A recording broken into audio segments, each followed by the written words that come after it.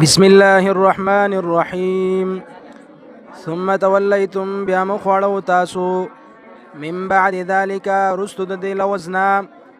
فلولا فضل الله کچرتنوي فضل الله تعالی علیکم پتاسو باندې ورحمته او رحمت الله تعالی لکنتم نخامخ ويبتاسو من الخاسرين ده هلاك شونا